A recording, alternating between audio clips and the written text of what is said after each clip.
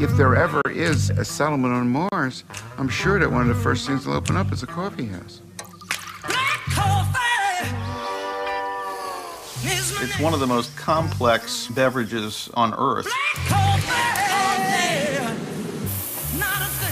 $2 for a cup of coffee. 1 cent goes to the coffee grower. It's mountain grown. Coffee is the second most valuable legal traded commodity on the face of the earth, after oil.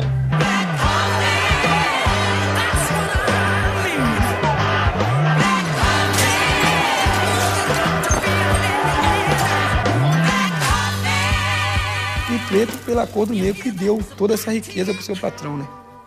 It's just this little seed and has this enormous political, social, and economic impact on human beings.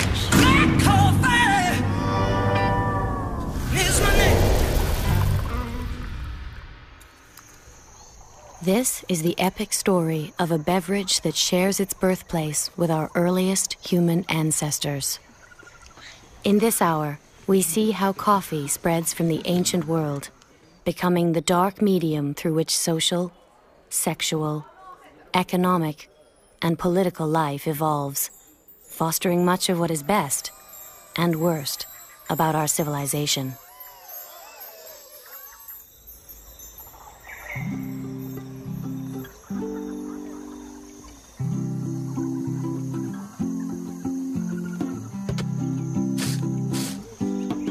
From the hills of Ethiopia to the marinas of Seattle, people around the globe drink 500 billion cups of coffee a year, half of them at breakfast.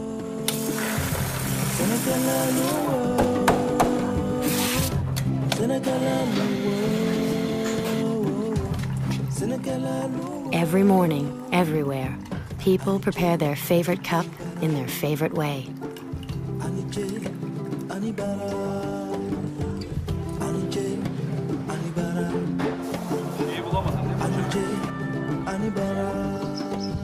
For sheer pleasure, few morning rituals rival a good cup of coffee.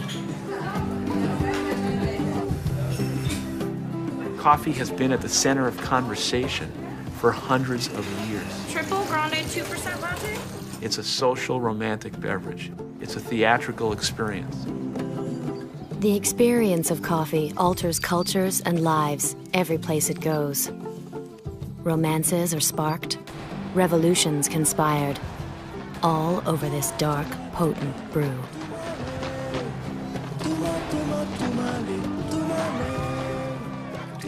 It is black and it is clearing our brain, so it produces light in our brain. Then it is something that went through fire, and it has a certain hellish connotation. So there is some black magic associated with coffee. As the essential morning beverage, coffee delivers the largest dose of the world's most widely taken legal drug. If tomorrow coffee were suddenly withdrawn from the world and there were no such thing as coffee anymore, people would go frantic, for one thing. I mean, they would begin to go like this.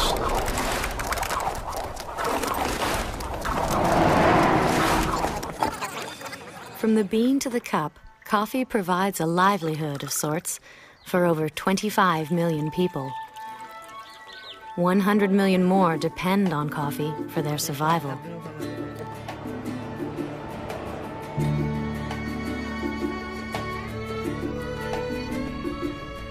The story of coffee begins with a green bean, hidden in the red cherry of the coffee tree. Some call it magical, others say it's evil.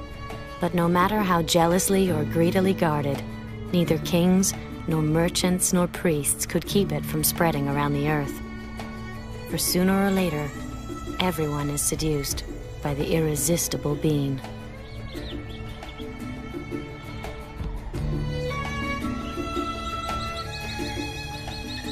This is a saga which begins over 1,000 years ago, deep in the ancient forest of a land often called the cradle of humanity. No one really knows who discovered coffee or when exactly it was, but we do know that it was in Ethiopia, that coffee still grows wild in the mountains of Ethiopia. And there's a wonderful legend of Kaldi, the goat herd, that makes as much sense as any other creation myth.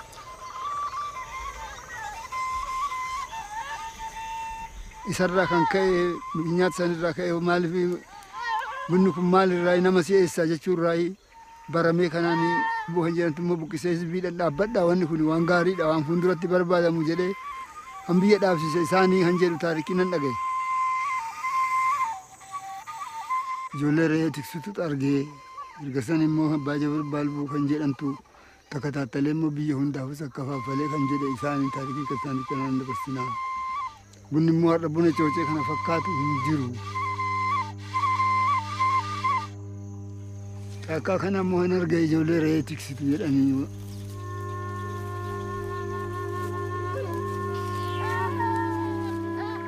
Gin zaman sana immoo namni fuudhee biyya akka faafalee biyya keenya qaqqabee abbaayyuu kan jedhan isaanii santu biyya qaqqabee biyya hunda akka faafalee. Arras immoo wanni buna coocee kana fakkaatu hin jiru caalaa bunaati nabbaariidha. Bunni immoo biyya kana akkabaabii kana jiru akkana amma bunni kuni akka kana argame.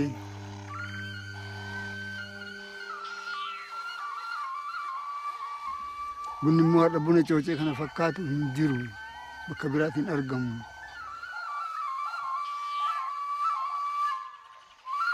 He suddenly felt all kinds of energy and excitement, and he started dancing around and singing, and he felt like writing poetry to his girlfriend and things like that. So that's how coffee was supposedly discovered.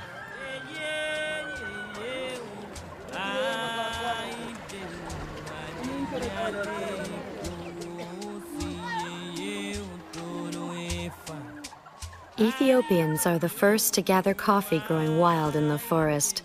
It is likely, as in the Kaldi legend, that the coffee cherries are simply chewed at first, or the beans ground with fat to make an energy bar.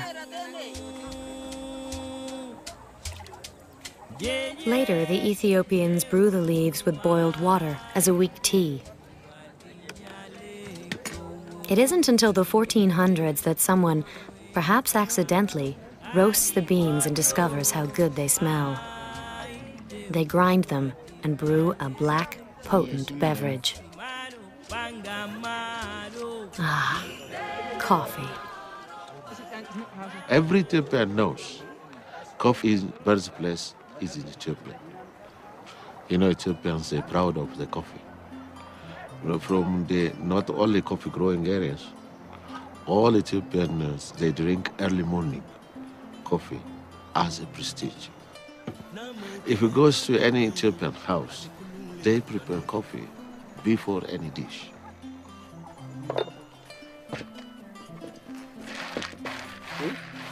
Coffee will be family beverage. It brings friendship, kinship. The coffee is an heritage and a proud of Ethiopia's culture. Haji Muhammad's granddaughter prepares an elaborate coffee ceremony that is centuries old. Only the women of the house can roast the beans. When they begin to crackle, she ladles them on a metal plate to be blessed by the spirits of fertility and prosperity.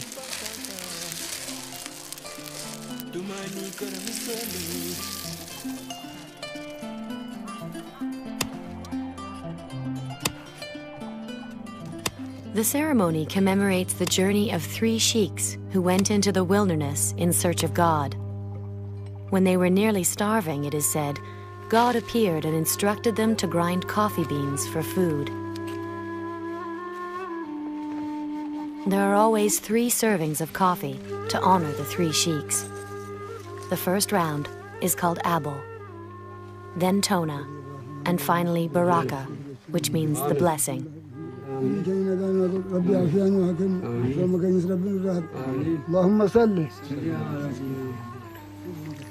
The mistress pours the boiled coffee from high up to let the aroma permeate the room. She adds a little sugar, or sometimes salt. The brew is thick and strong, with some of the grounds still floating in the cup.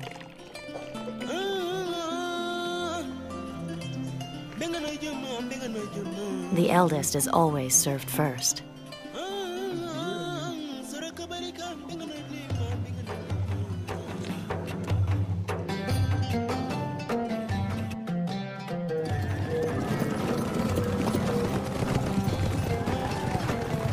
While the ancient Ethiopians revere their wild coffee, they cannot keep it to themselves. It is only a matter of time until traders bring beans to the Arabian port of Mocha. From there, the Arabs begin the first known cultivation of coffee in the nearby mountains of Yemen. The name coffee probably comes not from Ethiopia, but from Yemen. Coffee cultivation went across the Red Sea, and so the Arabs began to grow it in Yemen. And the Arab word for wine is kawa, and that's the derivation. They thought it was kind of like a substitute for wine. It was legal, whereas wine wasn't. And so I think that coffee probably comes from the word kawa. Some people say that coffee was named for a little town in Ethiopia called Kafta. Other people say that Kafta was named for coffee. Some people say that it came from coffee's power to forestall sleep, and that it was an old word for something that puts off your desire for something. The truth is that nobody knows where the word coffee came from.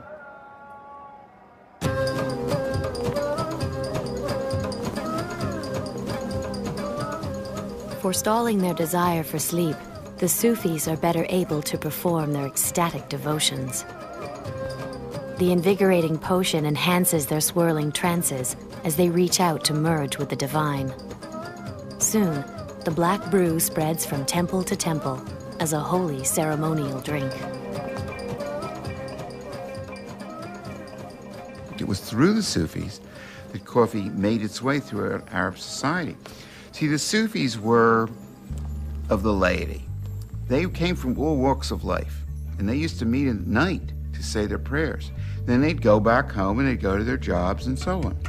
Well, they brought the knowledge of coffee back with them.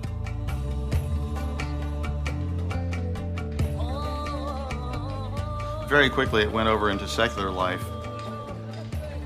Very wealthy people would have entire rooms devoted to coffee drinking, and became the social thing that you did when somebody came over. For poorer people, coffee khanas, coffee houses, sprang up, and people began to frequent them. They became huge social venues. People began to play games there, prostitutes began to hang out there. As coffee houses become the gathering places of the poor, coffee also gains a reputation as a troublemaking social brew. You know, there weren't many places where strangers could meet and talk and have conversations, people of all levels of society and so on. There weren't any places like that. And the coffee houses was something that no one had ever seen before. And they were considered to be a source of vice, a source of possible sedition and revolution, and with good reason, actually. Because the truth is, people do talk about politics at coffee houses.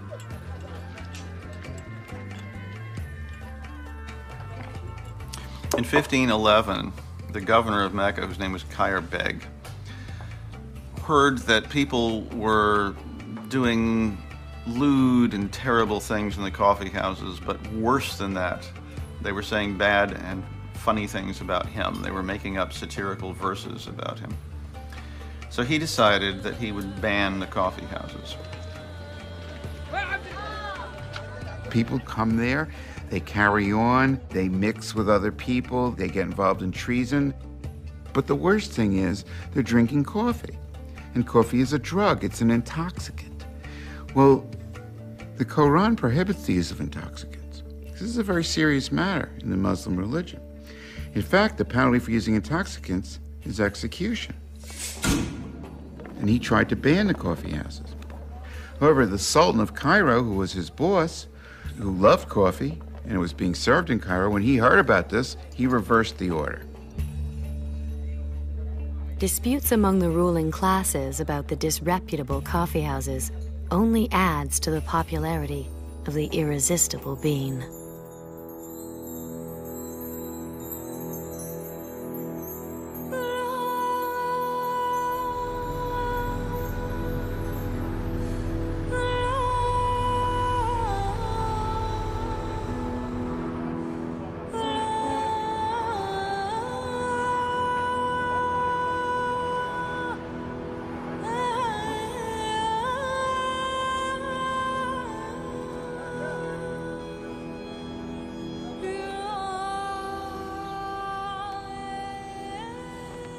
As the Turks conquer the Arab world, they inherit coffee and coffee culture.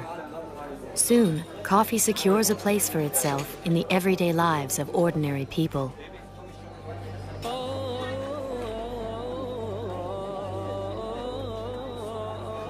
And although coffee is still enjoyed in many domestic rituals, Turkish men come to prefer the public coffee houses.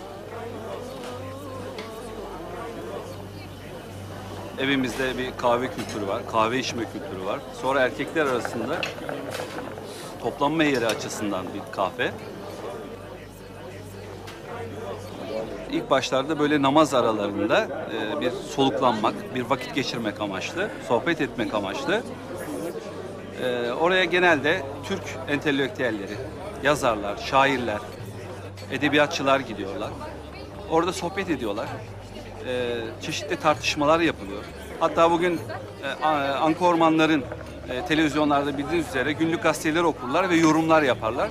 İşte o zamanlar insanların tartıştığı, bilgi alışverişinde bulundukları bir yer olarak biliniyor. Kahve ve kahvehane özellikle insanların sohbet edip tartışmaları için, bir araya gelmeleri için çok önemli bir yer. Kahve de bunun için çok önemli bir araç.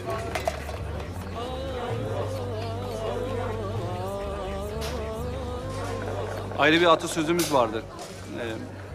Gönül ne kahve ister ne kahvehane, gönül dostu ister, kahve bahane. Coffee has always been important for both the men and women in Turkey.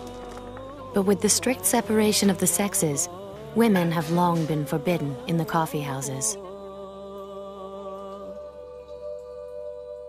The women of the Sultan's harem drink coffee in an atmosphere of languorous sensuality.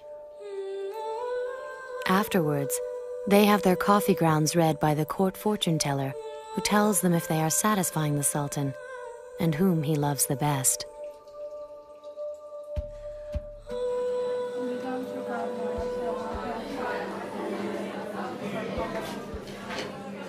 Even today, a young woman can still have her future divined in the grounds of her cup. Kahve bizim kültürümüzde önemli bir yeri vardır. Kahve falı ve kahvenin. Örneğin bir genç kız evlenmeyi düşündüğü, evlilik çağındaki bir genç kız öncelikle görücü olarak gelen kişilere, kendisini görmeye gelen kişiler için niyetini belirten bir ifadeyle kahvenin içine tuz ya da şeker, eğer istiyorsa şeker, istemiyorsa tuz koyarak sunar ve karşısındaki insan da yine aynı şekilde eğer gerçekten ve karşıdaki insanın tepkisini de özellikle gözlemlerler. Eğer karşısındaki insan istiyorsa bu kişiyle evliliği, inzivacı diyeyim, kahveyi her ne olursa olsun kahvedeki içinde tuz ya da şeker içer. Terazi burcu toprak mı olur? Terazi hava, topraksınız ama. As the taste for coffee grows, the Turks become more vigilant about protecting their beloved bean. It was a very jealously guarded commodity, particularly after the Ottoman Turks took over. They spread coffee far and wide throughout the Ottoman Empire. So this was obviously something that they didn't want anybody to be able to grow besides them. So they were very careful to keep the monopoly. Before they exported any coffee beans, they would parboil them to make sure that they weren't fertile, that they couldn't be grown. So it became this precious commodity that people tried to smuggle out. Eventually, an Indian named Baba Budan, this is probably true, he taped some seeds around his stomach underneath his clothing and smuggled them out and began to grow some in India.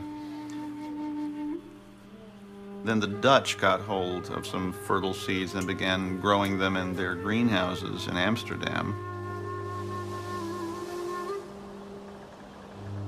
From Holland, the Dutch transport the precious coffee plant to their colony in Java. There, they enslave the natives and force them to cultivate coffee.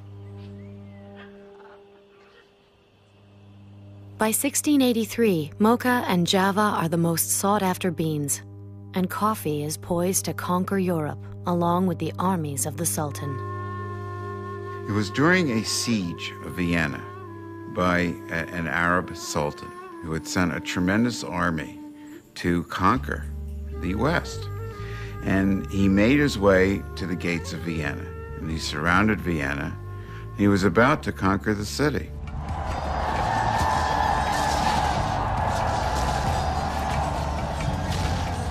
All of Europe was in the balance. They were trying to figure out who they could send to try to get some sort of reinforcements. There was a Pole named Franz George Kolschitsky who had lived in Arab lands and who spoke the language. So he dressed up as an Arab. He snuck out through the lines, delivered a message to the French troops that they needed help. The French came, they defeated the Arabs, and the Arabs fled. In their haste, they left behind their bags of unroasted coffee. Nobody knew what they were. They thought they were camel fodder, so they were burning them. Kolschitsky smelled it, and he said, "Oh, that's coffee. Don't burn that. I'll take it if nobody else wants it." Having lived among the Turks, Kolschitsky knows the rudiments of roasting and brewing coffee. He soon opens the Blue Bottle, Vienna's first coffee house. Like the Turks, he adds sugar to sweeten the cup. People in Vienna didn't like the grounds in the bottom, so they started to filter it. And they didn't like the raw taste of just plain coffee, so they started adding milk to it. And it's the way that we have it today. Cheese. Chin chin.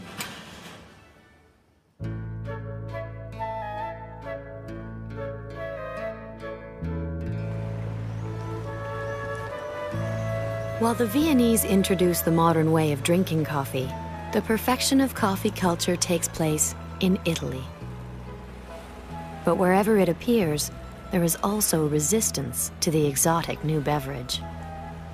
For some reason, coffee arrived in Europe with negative connotations about it. It was almost as if there was an advance warning coming. Something bad is coming, which everybody's going to like. The Turkish men went to coffee houses where they drank coffee without women. They also went to bathhouses without women, and some of the Turkish regiments had homosexuals in them. And consequently, the connection of coffee as the Turks drink meant that there was an association that coffee made you effeminate. And that was an attitude that was brought over to Venice. So there was a whole lot of ideas which stuck in people's minds because largely the whole Muslim world was closed off to the West.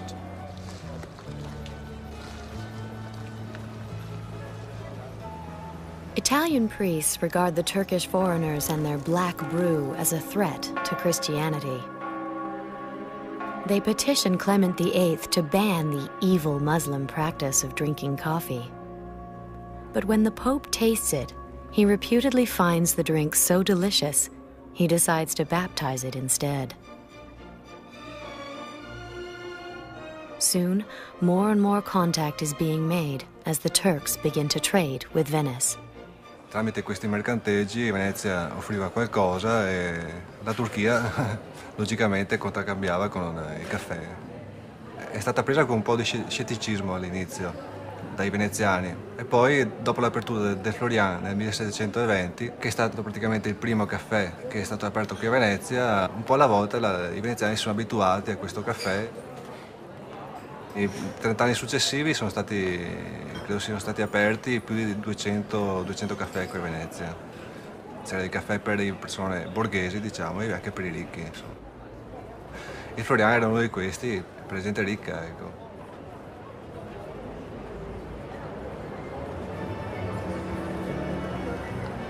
Venetians may be taking a liking to coffee, but they're keeping their distance from Turks and other outsiders. The Caffè Lavena in St. Mark's Square was well known in the 18th century because at that age Venetians didn't want to meet foreigners. So the Lavena was the foreigners' coffee shop, and the Venetians didn't come here because they come in the opposite side to the Florian. So it was a meeting point, the Lavena, for all the tourists of that age. Caffè Lavena is well known as the Richard Wagner's Cafe because he used to stay here every afternoon at 5 o'clock with his wife and his children, speaking to the owner of this coffee shop. That was Carlo Lavena, my great-grandfather. Here he was in the upper gallery writing the finest pages of Tristano und Isolde, or the second act of the Parsifal. And he stayed here also with other musicians, and they made a sort of circle of musicians in this coffee shop.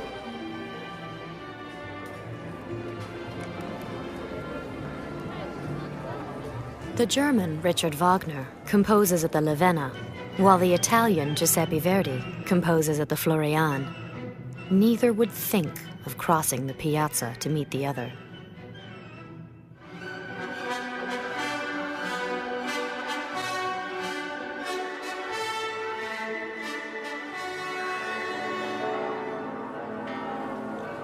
As Wagner and Verdi battle musically, others are dreaming of love, and coffee is their elixir.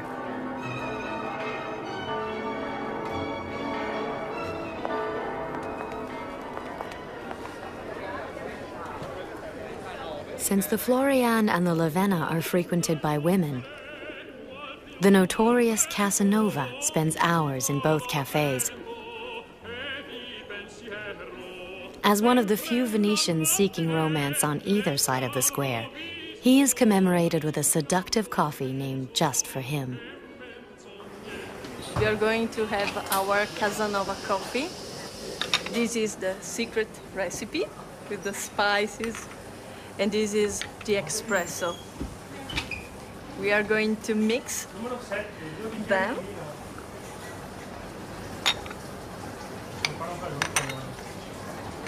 And to put on the top the whipped cream.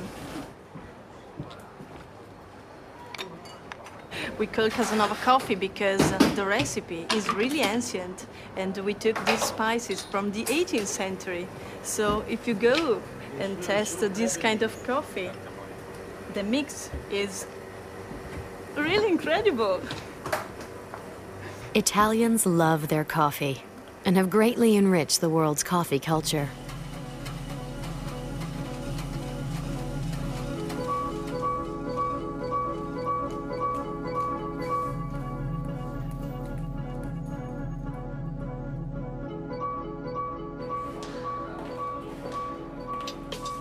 At Ili Cafe in Trieste, baristas learn the art of presenting the most delightful cup. Their masterpiece is the magisterial cappuccino, named for the resemblance to the color and peak on the Capuchin monk's cloak, and usually drunk, at least by the Italians, in the morning.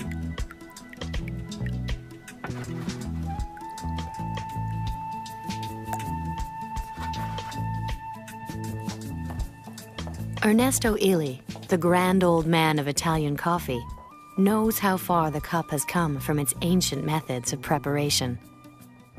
Other Europeans have developed many different systems to make their coffee, but for impatient Italians, they all take too long.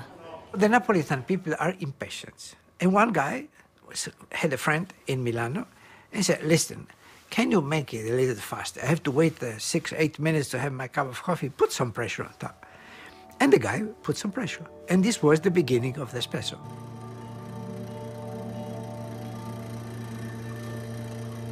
The espresso that is so strong in taste, in aroma, and in the body is weak in caffeine because you do not have time to extract all the caffeine that is in the ground coffee. The art of an espresso is to stop extracting when all the good stuff is in the cup and all the bad remains to be thrown away. And this means approximately 1.5 ounces. So this is why espresso must be prepared in a small cup, because the temptation to put some more water in a big cup will spoil the pleasure of a perfectly prepared espresso. So you have this funny contradiction. It is strong, smells a lot, and it has a low caffeine. This is why the Italian can drink 10 cups of coffee, espresso, in Italy. And when they visit the States and they drink 10 cups of American coffee, they get shaky because it's too much caffeine.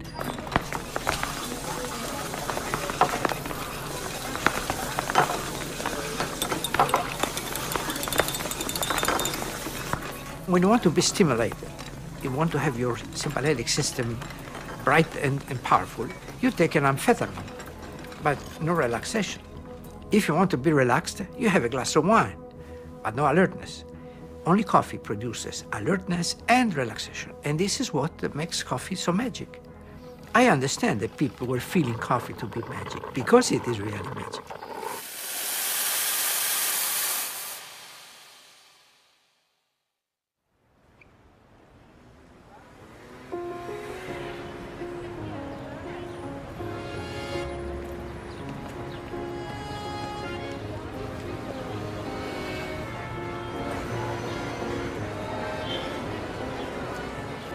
The cafe has always been home to artists and intellectuals.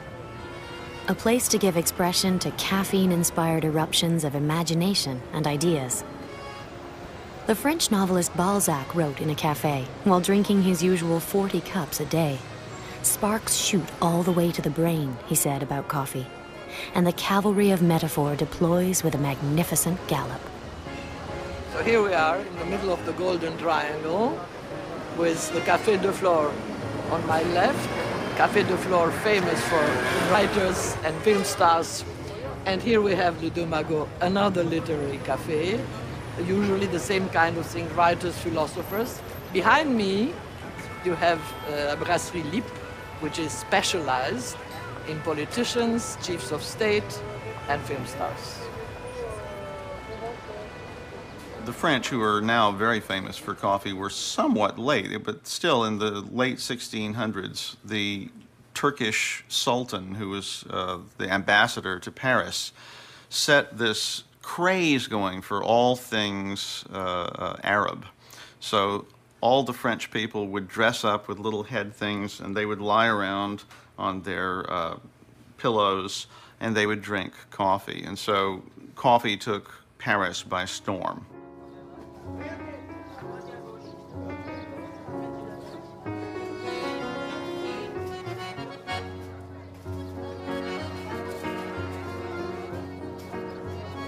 The French are enamored with coffee, but they don't know how to make it.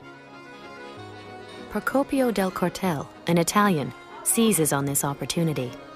In 1686, he opens Café Le Procope, thus introducing the French to the French café. Évidemment, les premières à répandre la mode, ce sont les femmes, qui venaient tout simplement parce qu'elles pouvaient prendre indifféremment du thé, du café, du chocolat et des pâtisseries. Et notamment, ce que l'on avait apporté, là encore de Turquie, les premiers croissants. Pourquoi croissants? Parce que comme le croissant des Turcs battus à Vienne. D'autre part, le café est réputé aphrodisiaque pour les hommes. Et donc, ici, là non plus c'est pas vrai, mais c'est pas grave. Le café, c'est une boisson de femme, et donc, c'est assez logique, le café va être défendu par les femmes contre le vin, qui lui est réputé assoupir les performances masculines. Il venait aussi bien des femmes chic, de la haute société, de l'aristocratie, que des gens qui venaient voir ce qui se passait, l'endroit à la mode. Et évidemment des hommes, puisqu'il y avait des jolies femmes. Donc va se créer une société qu'on appellera la société des cafés. Et pourquoi est-ce qu'il devient français? Parce que, comme je vous l'ai dit, à Paris, mais en France en général, à cette époque-là, on se parle très naturellement. C'est la conversation qui fait le succès du café. C'est pas toujours simple, la démocratie, c'est sûr. Il n'y a pas de barrière de classe dans la conversation. Par l'ancien, bien sûr. Il n'y a pas de barrière de sexe, il n'y a pas de barrière de race, d'accent. Ça, c'est totalement original. Que nous allions, que la société va vers la sagesse. Mais on peut dire aussi... From the earliest days of Le Cup, the French have been gathering in cafes to engage one another in discussion and debate. Parce que plus on a d'espace vital, plus on consomme et plus on fait de la merde. Et c'est peut-être comme ça que les problèmes se régleront. On peut dire, par exemple... Conversation can be raised to a fine art now that coffee is replacing wine and beer as the beverage of choice. Tout le monde boit, les hommes, les femmes, dans la haute société, dans le bas peuple. On boit beaucoup. Et c'est pas en France on boit le plus. On boit plus en Allemagne, on boit le plus en Hollande, en Angleterre.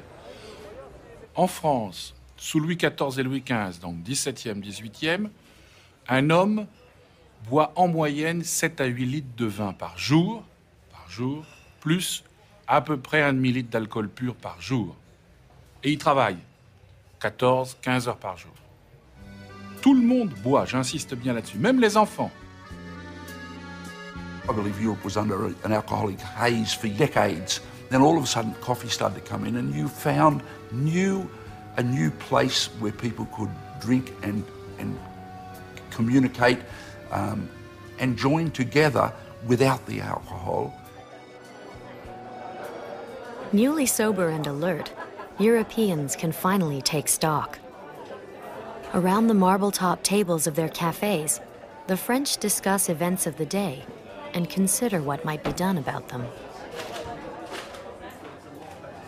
Once again, coffee is stimulating social ferment. The coffee shop had an important role to play where the coffee shop owner put newspapers around. They became places where people would congregate to have important political discussions. And I've got no doubt that it certainly helped to have a clear head. No use if you're slightly beschwipst, slightly drunk, you know, that doesn't make for good discussions about, war plans or political plans. Very many revolutionary movements started in cafes. That's absolutely true. Because, for instance, Marat, Robespierre, Danton, they sat in, all these people were beheaded afterwards, but until they had their head, they could talk and discuss and really do something.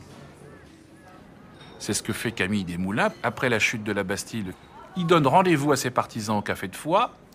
Et c'est là où Camille Desmoulins fait cette fameuse déclaration. Il prend une feuille d'un arbre du Palais Royal et il a dit « Nous devrions porter, comme je fais moi-même, une cocarde à notre chapeau pour nous reconnaître. » Et c'est effectivement là que, du coup, le Café de Foix devient le café des, entre guillemets, cocardiers, ceux qu'on appellera les révolutionnaires.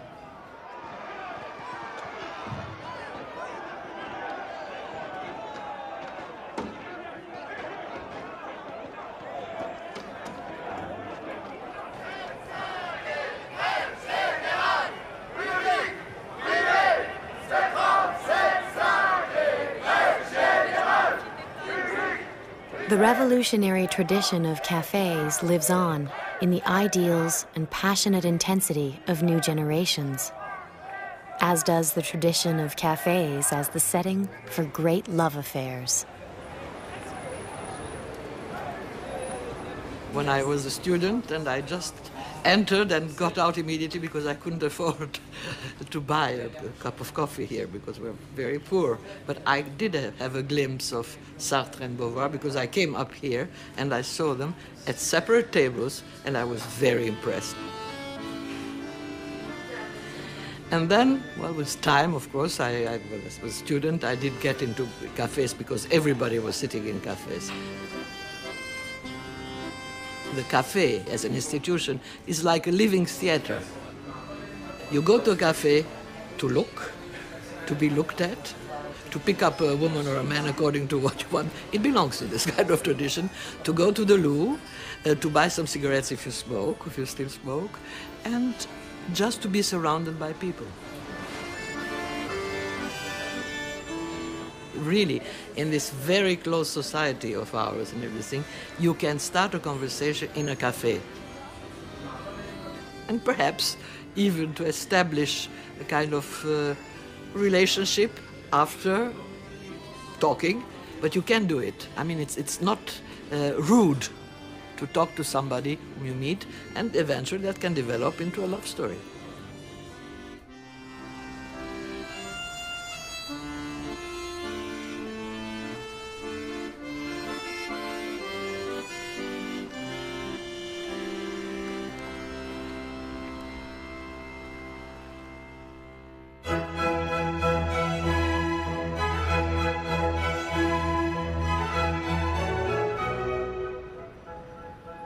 Although there are many who claim to have opened the first coffee house in Europe, it is actually a Jewish immigrant from Lebanon who deserves the honor for opening the Angel in, of all places, England. Nowhere else does the coffee house have the effect of a liquid torrent pouring over the country. It was the British, oddly enough, because we think of them as being tea drinkers primarily, but they became the big coffee drinkers. By 1700, there were 2,000 coffee houses in London alone, and every single coffee house had its specialty. The writers would go to one, the bankers would go to another one, and the seafarers would go to another one. It was this ferment of intellect. They were called penny universities because for a penny you could get a cup of coffee and you could have these fantastic conversations. Of course, people were curious to know what was happening, and they would go to these coffee establishments. And indeed, people wanted to get away from the pubs because you could actually go into a coffee house, and without alcohol, you could actually work through your what you were doing, your business, and so the coffee houses became the kingpin on which the social and the commercial life of London, the City of London, revolved.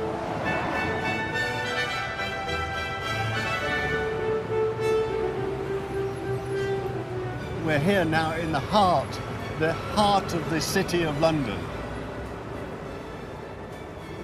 Castle Court, it's no more than 1, 2, 3, it's less than 4 feet wide. All of a sudden it's oozing atmosphere and almost being carried back 300 years. And now the Holy of Holies, this is the corner site of the Jamaica Coffee House. This is the site where Pascal Rosé started his first London coffee business in 1652. Pascal Rosé was set up in business by his boss, who had these trading connections with Turkey. He brought the coffee back, was making it in his home, and he had so many guests, so many people loved this aroma of coffee, roasted ground coffee. So he set up his servant, saying, well, you better start a trend in the city. And so this is where he did it.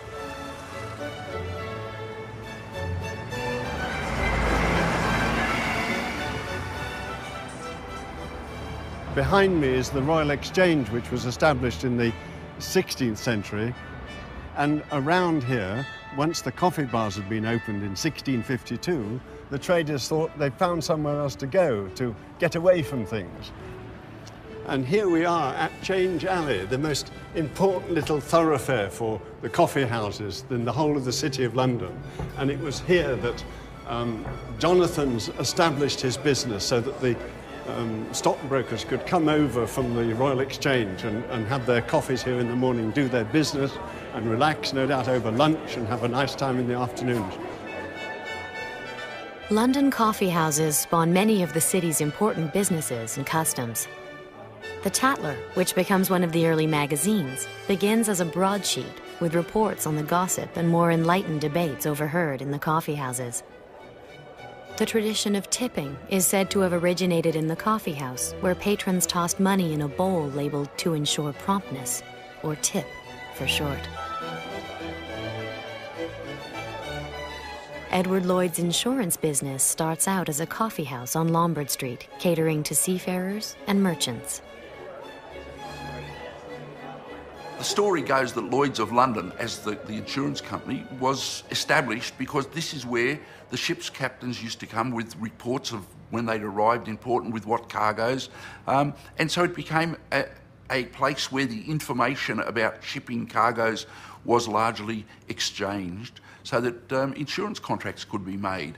Lloyd's Insurance, when they moved up from the Royal Exchange area, came here and they built this lovely facade, which was this opening for the new Lloyd's building. And then in more recent years, they built this enormous modern structure behind me, which is today the Lloyd's of London.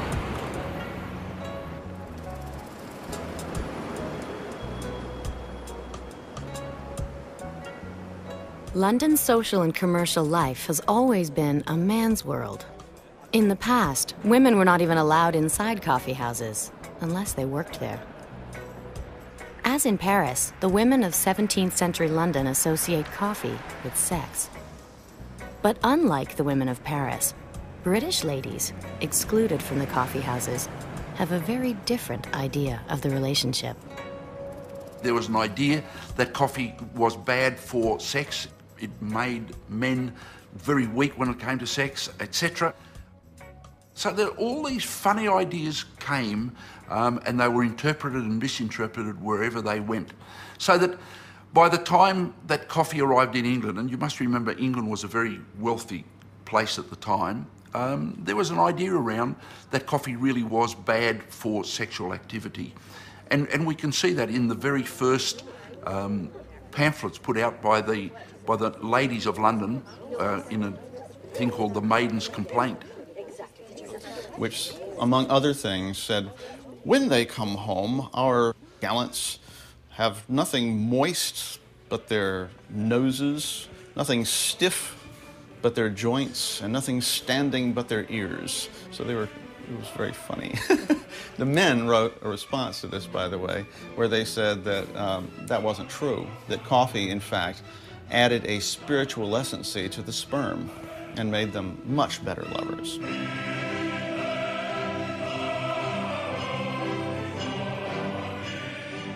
In actual fact, the coffee houses were full of prostitutes upstairs, and the reason for the Maiden's Complaint was that the husbands were slipping upstairs with Catherine for a sixpenny special, coming downstairs for a cup of coffee, and when they arrived home and the wife said, "How about it?" they would say, "I'm sorry, I just had a cup of coffee." And so that's where the problem started. And of course it continued in a folkloric manner from mother to daughter, mother to daughter. This is what coffee does to you, etc. The women never did get into the coffee houses. What eventually happened was that the coffee houses became private men's clubs, and there were public tea rooms beginning in the early 1700s where women and children could go. And so tea took over from coffee for a variety of reasons. There was this taste for tea, and of course people would talk about the latest fashion for tea. Tea becomes not only more sociable and democratic, it is cheaper and simpler to make. And the British, not known for their culinary skills in any case, never really learned to make a good cup of coffee. Coffee was also much more difficult to make. You had to roast the coffee grounds, you then had to grind or pulverize the coffee grounds in some way, and then you had to make it.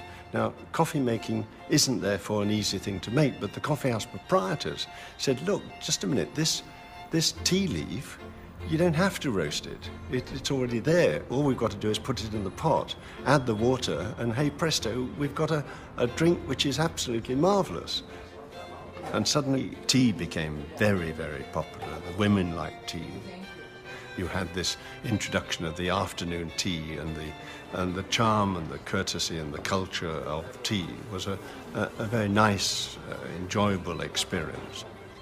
And it was the one time of the day when the women knew that they could talk to their children, so it was a family thing.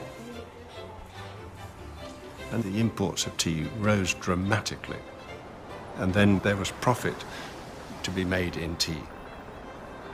There was the British East India Company, which had a monopoly on tea from China, and that they wanted to sell that. So by the end of the 1700s, England had become primarily a tea-drinking country. And so tea became well and truly established. We forgot all about coffee.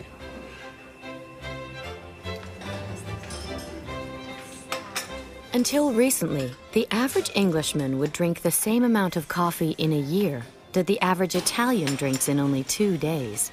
For the rest of the time, it's time for tea. What a pleasure it is to make tea, and what a pleasure it is to drink it. Nectar. As the British trade in tea grows, so does the continent's taste for coffee. In 1700, Europeans are consuming 500,000 pounds of coffee. 100 years later, their consumption has grown to 100 million. And the French are eager to expand their trade. The opportunity comes when a young French lieutenant charms a royal mistress. Initially, Lieutenant de Clieu was able to get hold of one coffee plant from the French hothouse, which was owned by the king, by seducing one of the king's mistresses, and she gave him the coffee plant.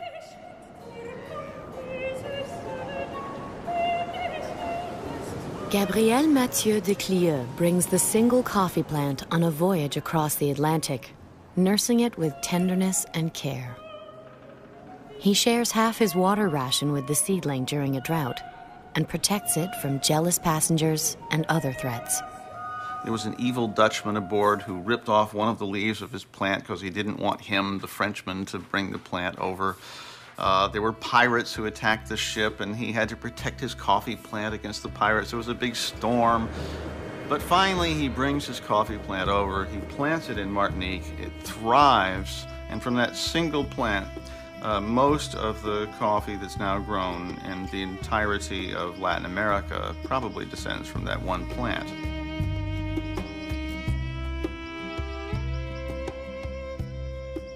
But just as the desire for coffee stimulates the age of reason and democracy, it also imposes colonialism in the Americas. The French, like other European nations, established large slave-run plantations to cultivate the precious bean. After de Clieu brought the coffee tree to Martinique, it spread, particularly in French-owned islands, and one of them was named San Domingo, which is now Haiti. By 1790, half of the world's coffee was grown on this one island. It's really quite remarkable, but under appalling conditions by slaves who had been imported from Africa.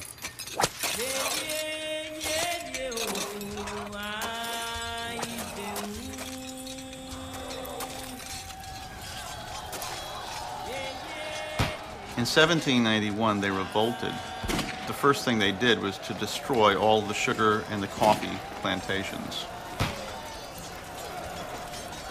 And as a result of this, Haiti has been the poorest country in the Western Hemisphere. The slave struggle lasts for 12 years. In a vain attempt to regain Haiti, Napoleon deploys his troops. But they cannot suppress the uprising. It is the largest successful slave revolt in history. When Napoleon learns of his troops' defeat, he exclaims in fury, "Damn colonies, damn coffee." It's ironic that the reason the slaves revolted in 1791 was that 2 years before, the French Revolution had begun, And in large part, the French Revolution had been planned in coffee houses, and coffee had been one of the germs for it, getting people to think and plot the revolt. So coffee, at the same time, was revolutionizing Europe, but also the slaves were revolting against the way they were being forced to grow it.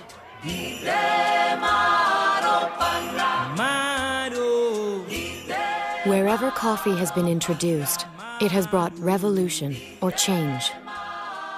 Coffee, which has given so much pleasure to Europe, will bring enormous pain to Africa, where it comes from, and the colonies, where it's going.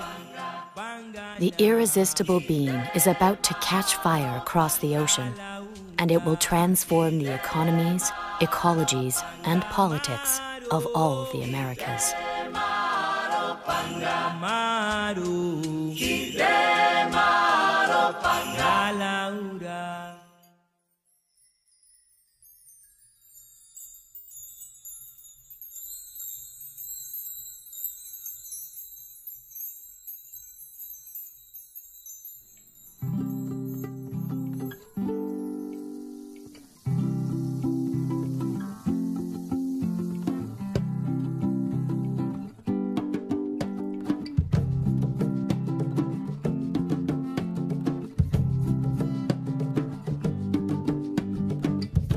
Senekala luwo, Senekala luwo, Senekala luwo, Senekala luwo. Anije, anibara, anije, anibara, anije, anibara, anije, anibara.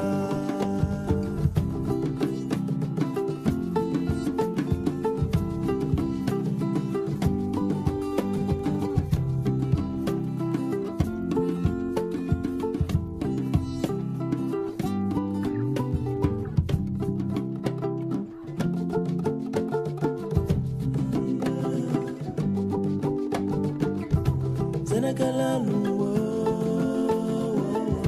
Senekala luwo.